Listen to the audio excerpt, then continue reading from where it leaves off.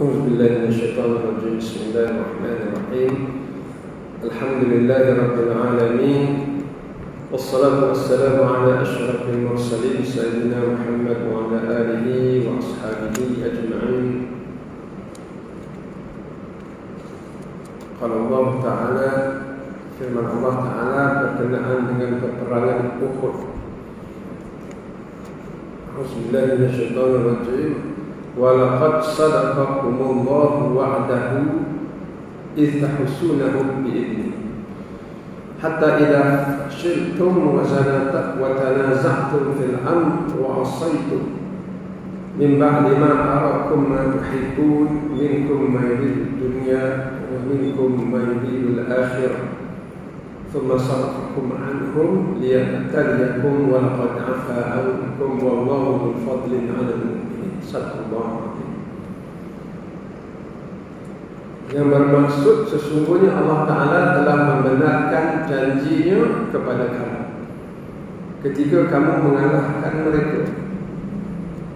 Tetapi apabila kamu mula rosak dan kamu berbantah-bantah berkenaan dengan arahan Rasulullah SAW, wa asaitum, dan kamu langgar perintah Nabi setelah kamu melihat apa yang kamu suka, yaitu harta-harta dunia.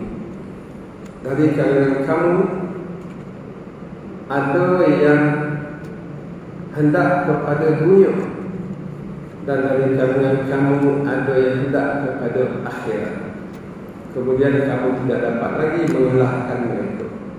Untuk Allah Ta'ala menguji kamu, dan Allah Ta'ala memaafkan kamu, dan Allah Ta'ala mempunyai kurnia ke atas orang-orang yang beriman. Sallallahu alaihi.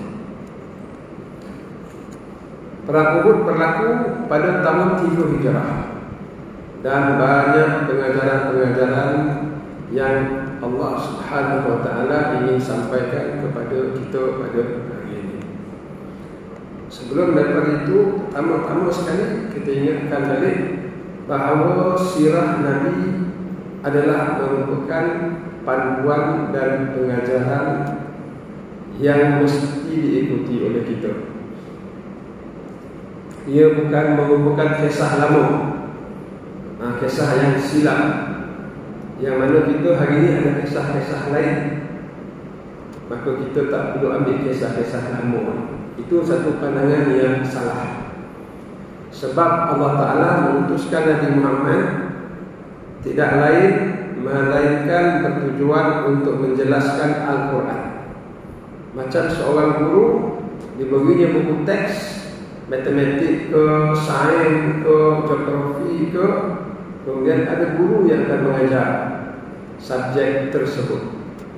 Begitu juga Nabi SAW, Allah Ta'ala turunkan Quran, maka diutuskan seorang Nabi yang akan menjelaskan Al-Quran. Segala yang disebut di dalam Al-Quran itu ditunjukkan oleh Rasulullah SAW semasa hayat baginda. Oleh sebab itu, mengikut sirah ataupun mengambil sirah sebagai panduan, sebenarnya mengambil Al-Quran itu sendiri sebagai panduan. Dan siapa yang hendak mengambil Al-Quran sebagai panduan, dzalikal kitabul la raiba fiih, itulah Al-Quran tidak ada keraguan di dalamnya, huda, sebagai petunjuk, hudan lil muttaqin, untuk orang-orang yang bertakwa. Jadi siapa yang hendak mendapat petunjuk, maka ambillah daripada Al-Quran. Tetapi kita tidak dapat mengambil petunjuk Al-Quran ini sebaiknya tanpa berguru. Berguru itu daripada siapa? Daripada Rasulullah SAW. Nabi yang tunjukkan macam mana nak mengambil petunjuk daripada Al-Quran. Dan kemudian Nabi tunjukkan panduan Al-Quran ini dalam setiap ayat. Kalau ayat yang tentang solat, Nabi lah yang tunjukkan. Kalau khusyuk, Nabi lah yang paling khusyuk. Kalau keluarga, ku anfusakum wa ahlikum nar, jagalah diri kamu dan keluarga kamu daripada api neraka, Nabi lah orang yang paling menjaga keluarga. Khairukum li ahli wa ana khairukum li ahli.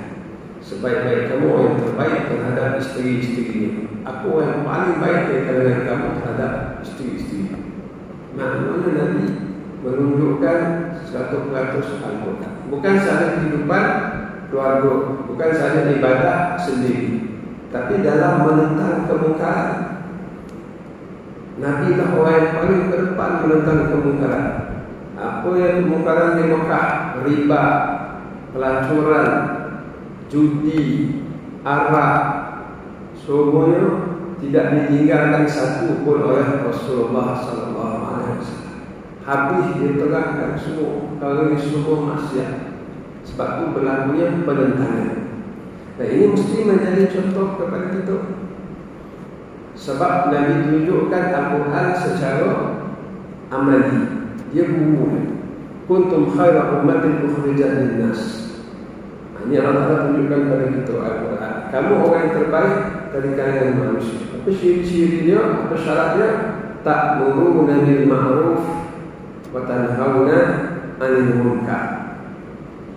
Kamu mengajak kepada yang baik dan kamu mencegah daripada mungkar. Apa mungkar yang ada dalam masyarakat kita? Banyak. Mungkarnya dua. Satu mungkar yang nampak, satu mungkar yang tak nampak. Mungkar yang nampak, kita nampak orang minum arak, kita nampak kemungkaran yang berlaku. Apalagi kemungkaran yang nampak, kita nampak orang mencuri, itu kemungkarannya yang nampak. Tapi ada di sana kemungkaran yang tak nampak. Tengok biasa saja, tetapi sebenarnya mungkar. Apa dia tuan? Contohnya apa ni? Riba. Riba tak nampak. Malam ni kita tengok tak nampak pun riba. Ya tak? Kita tak nampak riba pun. Mana riba? Belakang dinding tak ada. Belakang pintu pun tak ada. Belakang dewan solat pun tak ada. Tapi dia ada. Mesti dijelaskan kepada masyarakat. Mesti ditukar kepada sistem Islam. Nabi dia tak ada tinggalkan maksiat ataupun kemungkaran yang nampak maupun kemungkaran yang tak nampak. Dan dalam banyak hal yang tak nampak ni pun bahaya. Kalau tuan-tuan ada yang kita yang apa, yang sakit darah tinggi, jumpa doktor kata apa, kena kurangkan garam. Pakcik kurangkan garam ke tidak? Kita kata saya kurangkan garam. Macam mana? Garam tu rumah saya kalau masak saya cuba kosong sikit je garam. Bagus. Tapi pakcik makan kicap tak? Kicap saya makan, saya memang mana kicap ni? Kicap tu lah garam, kata doktor. Cuma garam tak nampak, kata orang putih, hidden salt. Hidden salt. Jadi orang rumah ni garam sikit, garam yang nampak. Tapi garam yang tak nampak ni kicap tu garam pakcik. Kemudian sos cili, tu memang saya rumah betul sos cili. Tu pun garam juga. Apa lagi? Ikan masin, garam juga. Apa yang sadap-sadap tu garam juga. Sama dengan maksiat. Yang nampak, mungkinlah kita nampak sikit-sikit. Malam ni tak nampak. Tapi ada maksiat yang tak nampak.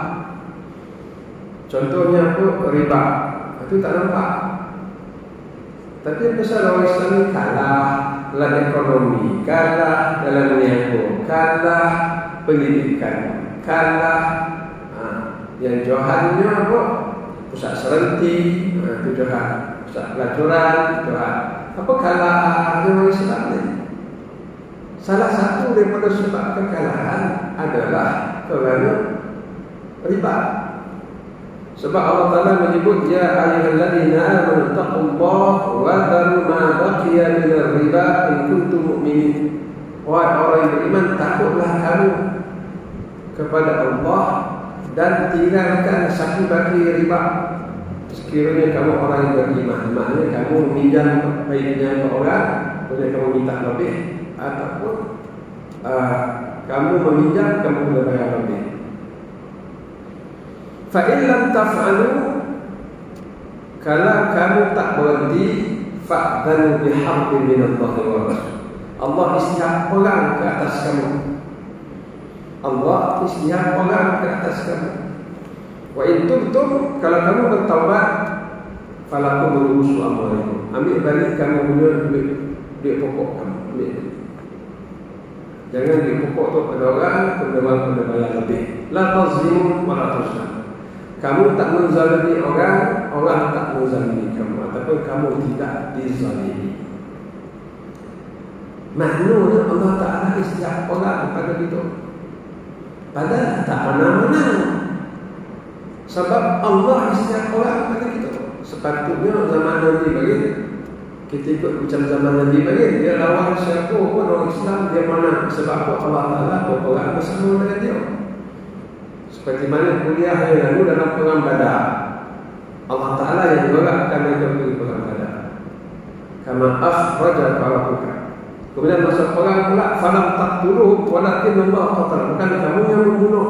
Ketika kamu membunuh, Allah yang membunuh musuh-musuh. Wa ma ramaita idh ramaita walakin Allah. Bukan kamu yang menembak ketika kamu menembak, Allah yang menembak. Wa man nasru illa min indillah. Kemenangan itu tidak lain melainkan daripada Allah. Jadi Allah Ta'ala sendiri yang tolong tembak. Allah Ta'ala sendiri yang tolong membunuh musuh. Allah Ta'ala sendiri yang tolong perang musuh. Tapi apa hal di masyarakat?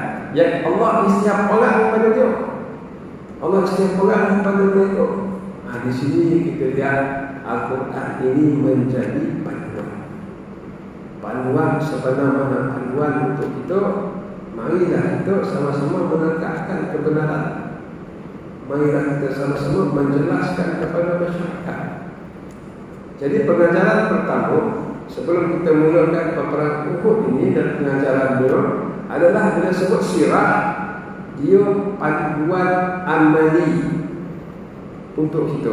Dia bukan kisah lagu. Dia adalah satu kejadian yang Allah Ta'ala telah susun zaman Nabi untuk jadi panduan pada kita di zaman sekarang, dan menjadi panduan sehingga ke hari kiamat. Itu sebenarnya tuan. Kemudian pengajaran yang kedua, jihad ada dalam sirah, ada dalam Quran berkenaan dengan jihad, maka ianya akan berlaku terus sampai ke hari kiamat. Tak ada orang suka orang ni lah. Tak ada orang suka. Tetapi nampak macam mana Allah Ta'ala dah wajibkan ke atas orang-orang yang beriman. Kutiba alaikumul qital, diwajibkan ke atas kamu berperang. Wa huwa kurhun lakum, sedangkan kamu tak suka orang ni. Asa an takrahu syai'an wa huwa khairun lakum. Ada benda yang kamu tak suka tapi baik untuk kamu. Wa asa an tuhibbu syai'an wa huwa syarrun lakum. Dan mungkin ada benda yang kamu suka tetapi benda itu tak elok untuk kamu. Wallahu ya'lamu wa antum la ta'lamun. Allah tahu, kamu yang tak tahu. Jadi jihad sebenarnya satu yang baik untuk kita dan diwajibkan oleh Allah Subhanahu wa Ta'ala dalam ayat yang sama bunyinya dengan diwajibkan puasa yang kita nak sambut dalam masa seminggu lagi. Kutiba alaikumus siyam, diwajibkan ke atas kamu puasa. Kenaan dengan jihad, kutiba alaikumul qital, diwajibkan ke atas kamu berperang. Jadi orang tak kata apa, oh tahu lah agama Islam ni agama keganasan. Tengok agama kami, tak ada pun perang-perang. Baik dari bapa, ajaran Buddha pun baik dari bapa. Tak ada pun semua perang-perang Kristian. Perang Kristian, God is love, God is love, Tuhan adalah kasih sayang. Tak ada pun agama kami menyebut kepada perang. Tapi dalam Islam wajib ke atas kamu berperang. Kutiba alaikumul qital. Jadi kita nak jawab tuan-tuan. Jawapannya, Islam ini agama menyeluruh. Dia agama individu dan juga dia agama masyarakat dan dia agama negara. Islam ini satu cara hidup. Maka dalam negara mesti ada Kementerian Pertahanan. Bila dalam negara ada Kementerian Pertahanan, tengok dalam Quran ada pertahanan. Kutiba alaikumul qital. Adapun kamu, God is love, Tuhan kasih sayangnya. Ada tak Kementerian Pertahanan kepada kamu? Ada juga. Yang muda negara China besar, ada tak Kementerian Pertahanan? Pula tak ada. Nuklear lagi. Rusia nuklear lagi. Amerika nuklear yang bunuh semua. Budak, kambing, wanita, kanak-kanak, angsa. Itu tak ada dalam Islam. Maknanya mereka ni kata sahaja mendakwa mereka ni agama mereka tak ada keganasan. Sebenarnya agama mereka sempit. Bila masuk bab perang itu tak payah ikut agama. Lanyak saja selanya-lanya. Itu. Dan juga pengajaran untuk itu adalah Islam ini menyeluruh, dicakupi semua agama. Adapun mereka agama mereka sempit, tetapi mereka ambil bab peperangan dan sebagainya mengikut hawa nafsu mereka. Dan dalam kefahaman Islam, ad-din agama bukan sahaja bermaksud akidah. Ad-din maknanya sistem negara. Dia bermaksud akidah, tetapi ia juga bermaksud sistem negara, sistem dalam masyarakat, undang-undang dalam masyarakat. Jadi sebenarnya kita melihat kepada agama lain sebagai din. Din maknanya ada juga perang. Kalau tak ada dalam ajaran kitab suci mereka, tapi ada dalam kementerian mereka. Dan bila agama tidak boleh mendisiplinkan mereka, mereka berperang tanpa ada sebarang disiplin. Sebab itu Amerika dibubuhkan bom di Hiroshima dan Nagasaki, habis manusia beratus-ribu dalam sekelip mata. Ini tidak dibenarkan di dalam Islam. Jadi pengajaran kedua dalam peperangan Badar, sebelum kita ambil pengajaran, kita dengar kisah-kisahnya. Jihad ada di dalam Islam, peperangan ada dalam Islam dan dalam manusia keseluruhannya. Pengajaran kita dah tengok, Rusia menyerang Ukraine. Sebab apa? Sebab nak tahan kemarahan Barat. Barat pun nak ambil Ukraine, Rusia pun nak ambil Ukraine, lama berlaku peperangan. Dan kita tak tahu ini kuasa besarnya. Mereka boleh menggunakan bom nuklear pada bila-bila masa. Dan merebak lagi, mengajak negara mana yang nak menyebelahi mereka, yang blok barat nak ajak negara mana yang menyebelahi mereka. Jadi kita tak tahu apa akan jadi di penghujungnya. Tapi bagi umat Islam, mereka dituntut supaya bersiap sedia masa. Wa a'iddu lahum mastata'tum min quwwah. Dan kamu hendaklah bersedia orang-orang yang beriman dalam menghadapi musuh-musuh kamu dengan apa sahaja kekuatan yang kamu mahu. Apa sahaja kekuatan. Wa ribatul khair, kuda-kuda yang ditambat. Pertama sekali jet-jet pejuang. Turhibuna bi aduwallah, supaya kamu menakutkan musuh-musuh Allah dan musuh-musuh kamu dan orang-orang lain, musuh-musuh lain yang kamu tidak tahu. Allah mengetahui mereka. Kemudian dalam perjalanan ke perang Uhud, seramai 1,000 orang, 300 orang menarik diri dengan mengemukakan berbagai-bagai alasan. Alasannya tak diterangkan secara terperinci di dalam kitab-kitab sirah. Tapi alasan biasa manusia, kau pun tak ada orang tengok, anak tak berapa sehat, khadai tak ada orang jaga dan sebagainya.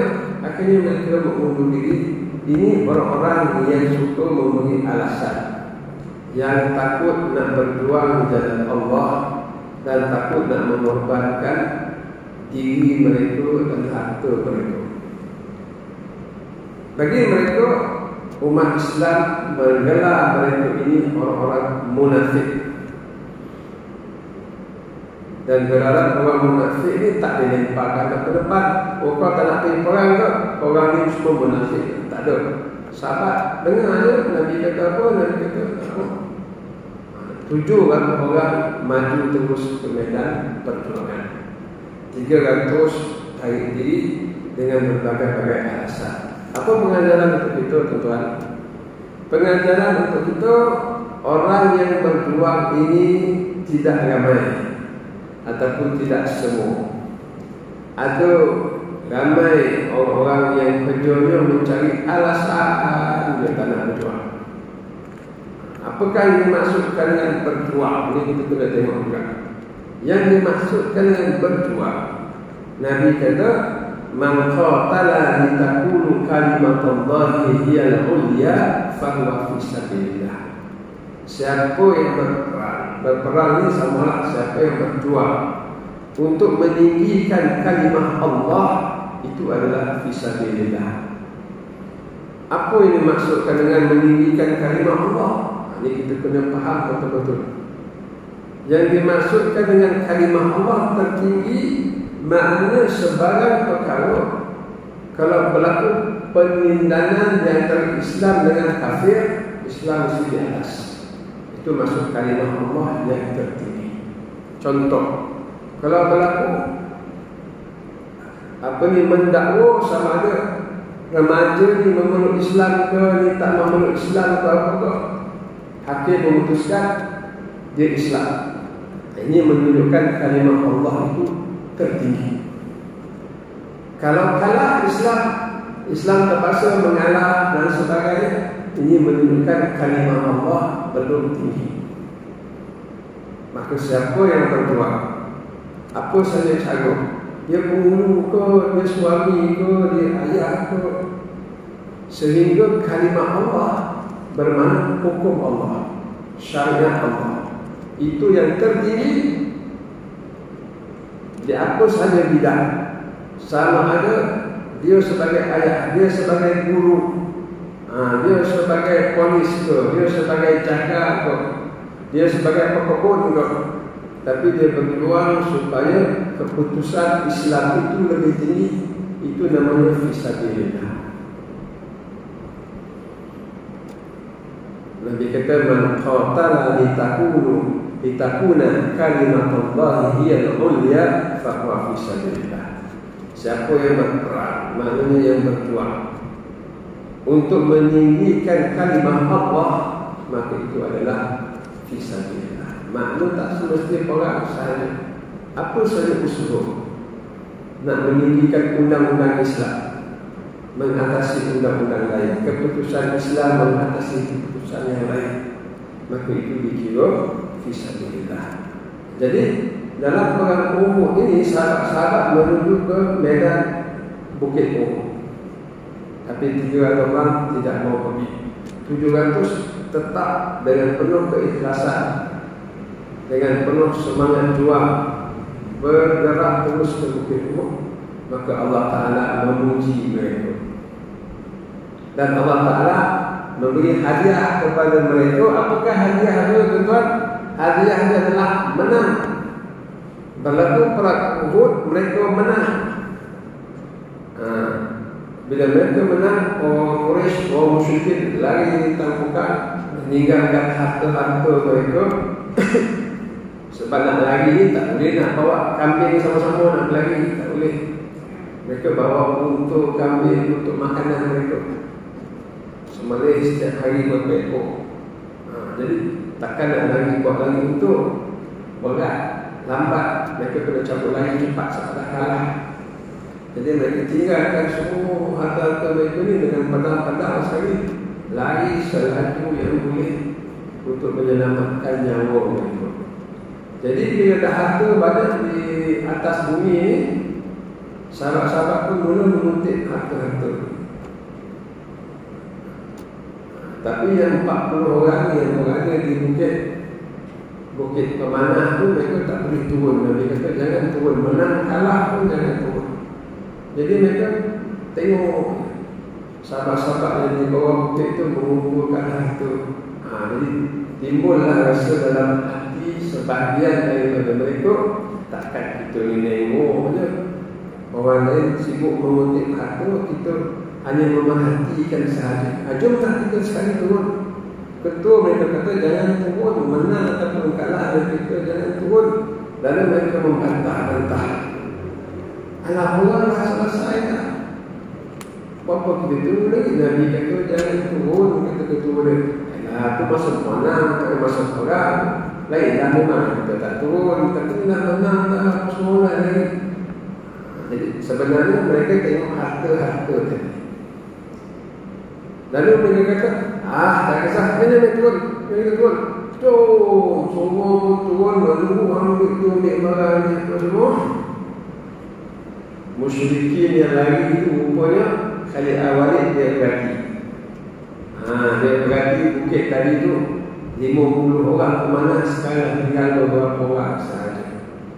Lalu Khalid Al-Walid itu kita boleh serang umat Islam daripada belakang bukit kecil. Sebab tidak ada lagi tentera Islam yang menjaga di sebelah belakang. Jadi Khalid Al-Walid pun gerakkan tentera berkuda dengan cepat, pusing ke belakang dan mulalah membunuh balik orang Islam seorang demi seorang. Ditabeh macam tabeh sabit kepada orang Islam dengan kuda.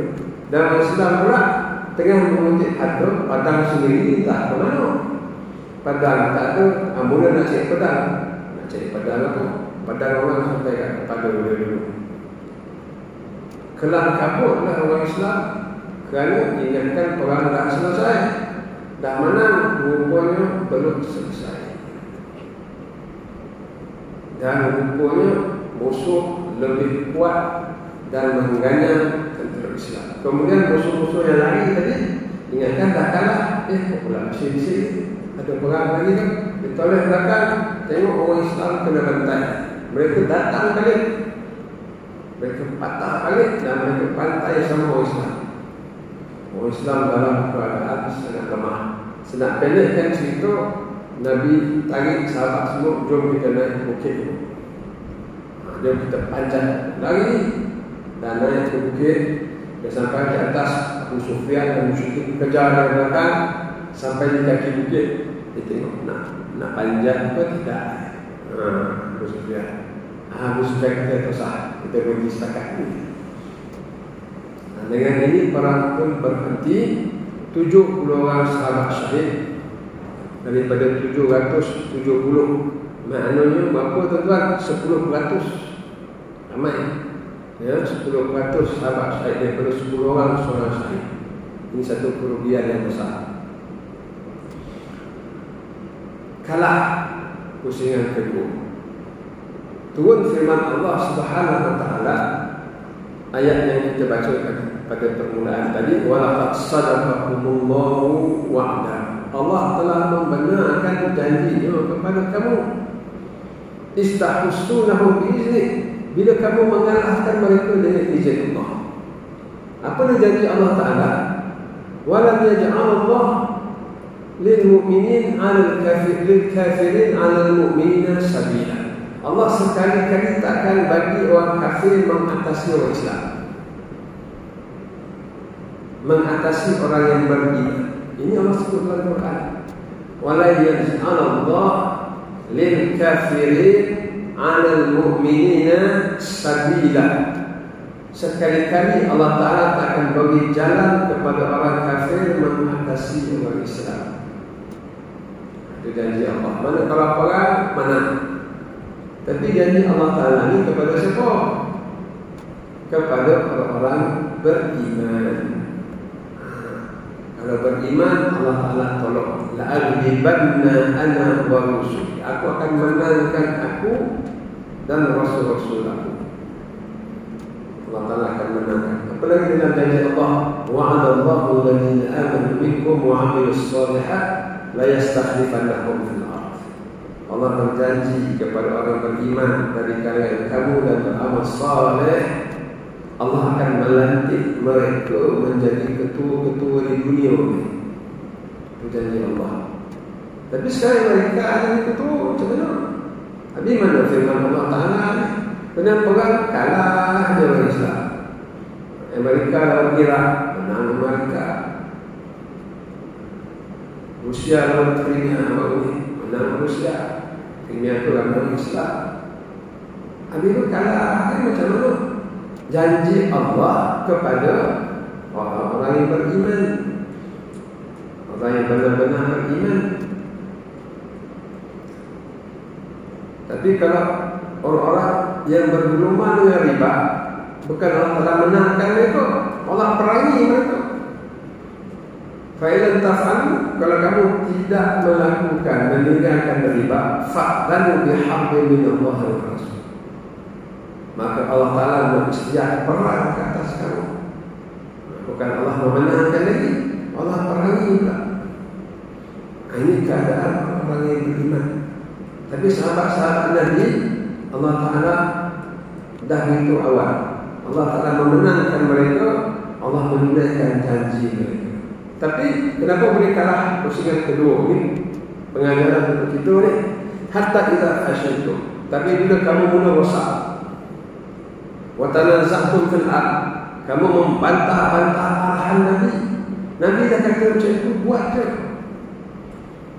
Hukum makam Islam, Nabi dah kata buat ni, tinggalkan. Terus tinggalkan, jangan cakap banyak. Hari ini Nabi dah kata tu, Nabi dah kata ni. Aduh, dia pandangan masing-masing. Tak nak menerima sepenuhnya kata-kata Rasulullah SAW. Wa tanaza'tum fil ard, dan kamu membantah-bantah arahan Nabi. Wa asaitum, dan kamu langgar. Turun, ketik-ketik. Peduli lah, betul. Itu wa'asaitu, kamu menyalahi dan kamu memungkiri arahan Nabi. Sebab apa? Min ba'di ma arakum ma tuhibbun. Setelah kamu melihat apa yang kamu sukai, iaitu harta-harta rampasan tadi. Harta dunia, bukan apa mana, kambing, padang, lambu. Itulah apa ni untuk, itulah barang-barang bagi. Tapi itulah yang menguji sesiapa. Sama dengan kita, boleh berpecah anak-anak. Sebab apa? Abah meninggal tinggalkan kereta buruk second hand pun tergantung hari-hari peninggalan abah, ya. Kereta lama jual kena second hand pun baru pagi minggu baru kereta. Hanya disebabkan dulu ini semua ujian daripada Allah Ta'ala. Jadi bila kamu mula melihat apa yang kamu sukai, harta rampasan dunia, bimbang lima ma'akum minkum mayuridu dunia, sebagian kamu nak dunia, wa minkum mayuridul akhirah, dan sebagian kamu hendak akhirat. Bila sebagian kamu nak dunia, sebagian akhirat, Fummasarfakum, kamu tak boleh kalahkan mereka lagi. Maknanya menang kalah umat Islam bukan pada mesin-gun, jet berjuang, kereta tebal. Menang kalah umat Islam pada hati. Dunia bertahta dalam hati, kalah. Minkum mayrid dunia wa minkum mayrid akhirah. Sebagian kamu nak dunia, sebagai akhirat. Fummasarfakum, kemudian kamu palingkan daripada mereka. Paling ni mana tak boleh nak kalah lagi. Tak boleh nak kalah. Apa kena tabeh pada umat Islam kena tepas 70 orang Nabi syahid. Itu pengajaran pada kita. Dunia yang menyebabkan umat Islam kalah pada hari ini. Dan memang dalam hadis tadi itu sebut macam tu. Usyiku anta tada'a alaikumul umat-umat dunia akan mengganya kamu. Kama tatada'al akalu ala tasatiha, seperti orang lapar bergobok mendatangi makanan, hidangan makanan. Kalau mungkin ada tenang ya Rasulullah, sahabat kata kami kesikit ke masa itu ya Rasulullah, kami kena dagang dengan musuh-musuh dan dia kata tak, kamu damai. Walakin aku berusaha kamu tak selesai, tapi kamu mesti seperti buih-buih, banyak buih kalau tak ada apa tak ada kekuatan. Wala yunza'anna mahabatan yasudu bi'aduwikum, dan Allah Ta'ala akan menarik ketakutan musuh terhadap kamu. Musuh tak takut lagi kepada kamu. Wala yudifanna fi qulubihimul alwahan, dan untuk kamu pula Allah akan campakkan wahan dalam hati kamu. Qalu wa ma wahan ya Rasulullah, wahan itu apa ya Rasulullah? Qala hubbud dunya wa karahiyatul maut, cinta dunia dan takut mati syahid. Ini penyakit yang ada pada orang Islam, pada ramai orang Islam pada hari ini. Cinta kepada dunia dan takut mati berjuang di jalan Allah Subhanahu wa Ta'ala.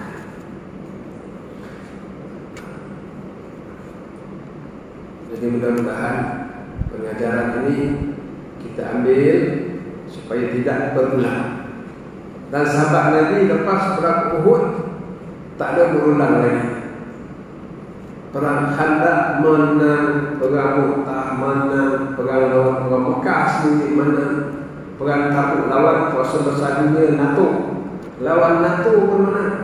Rasulullah SAW dalam perang Tabuk. Sebab apa menang? Sebab pengajaran dalam perang Uhud. Dan yang kami pengajaran ini bukan saja perang Khandaq 3 tahun, 2 tahun lepas itu, bukan saja perang Mekah 6 tahun atau 5 tahun lepas itu. Besok pun mereka dah ambil pengajaran. Bila sahabat balik ke rumah lepas perang Uhud dengan luka-lukanya pun semua Nabi, rumah baru nak balik luka. Abu Sufyan dalam perjalanan balik ke Mekah menang. Nabi dah balik ke Madinah, Nabi rasa tak sedap.